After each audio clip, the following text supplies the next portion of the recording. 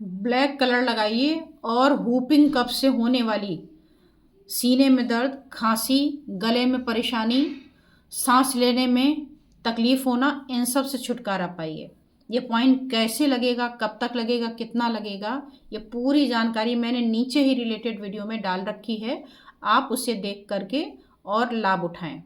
और अगर इस तरीके की वीडियो आपको पसंद आती हो, अच्छा लगता हो और आपका मन करे तो आप चैनल को सब्सक्राइब कर लीजिए, ताकि घर बैठे और अपने आप से आप पॉइंट लगा करके अपने आप को स्वस्थ रख सकते हैं। Thank you so much.